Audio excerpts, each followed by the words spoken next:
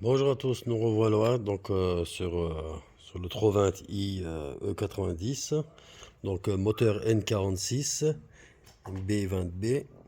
Et donc là, donc vous voyez, il y avait la tubelire, donc j'ai enlevé toute la tubelire, c'était pour rechanger le filtre désuileur, parce qu'il se trouve en dessous de la tubelire, donc vous pouvez regarder sur mes autres vidéos. Donc elle avait une fumée blanche, donc j'essaie de changer un par un des pièces susceptibles de causer ce problème. Donc en commençant par le filtre désuileur.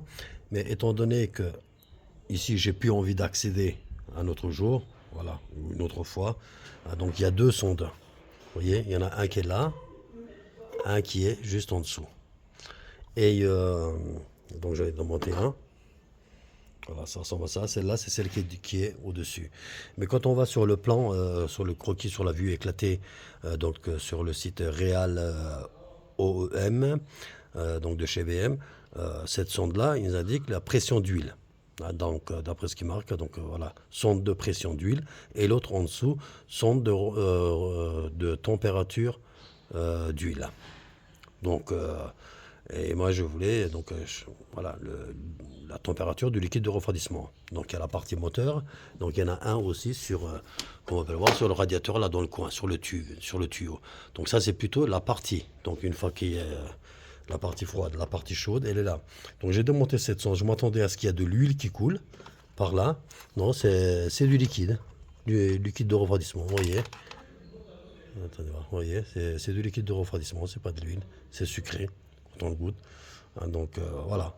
Donc leur plan il faut. Donc j'ai même téléphoné à BMW pour savoir lequel était la sonde de température du liquide de refroidissement.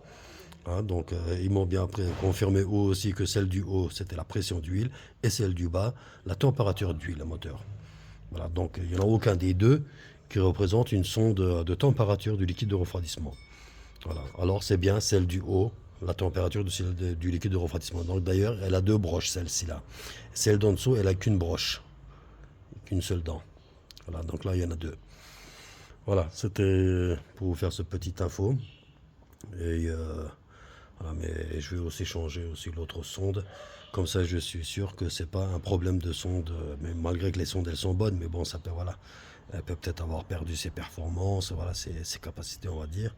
Donc d'ailleurs, il y a une petite différence quand je mesure avec le multimètre entre la neuve et l'ancienne. La neuve, elle indique 2 kOhms et l'ancienne, il indique 2,4 kOhms. Voilà, bon, voilà.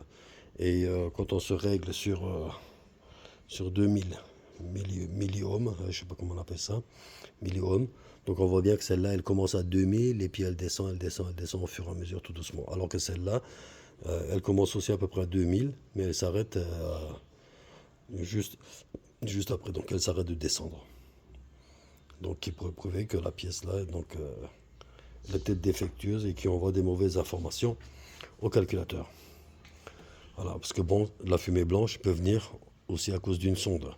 Donc si la sonde de température, elle est HS ou fonctionne mal, donc ça fait que le calculateur, lui, il croit que la voiture est toujours froide, donc il injecte toujours du carburant, donc qui crée aussi cet imbrûlé, donc une combustion imparfaite, et ça sent une odeur d'essence et d'huile brûlée à l'échappement. Voilà. Donc on va aussi changer. Après, donc on va une fois remonter tout ça avec la sonde et le filtre, et on va la démarrer pour voir si elle continue. Comme ça, jusqu'à ce qu'on trouve le problème. Donc je ne change pas tout d'un coup parce que sinon, après, on ne sait pas si c'était à cause de cette pièce ou à cause de ça. Donc si ça continue toujours le problème, donc c'est les bougies, les 4 bougies et les bobines d'allumage que je vais changer en second temps. Donc c'est des bougies en iridium que je vais mettre et avec une bobine d'allumage Bosch un peu plus puissante. Donc il y a des 12 volts et des 14 volts. Donc je vais mettre des 14 volts voilà, pour que ça envoie un peu plus de jus. Donc pour avoir une combustion parfaite, on va dire. Voilà. Moi je vous dis à bientôt pour la suite. Ciao ciao.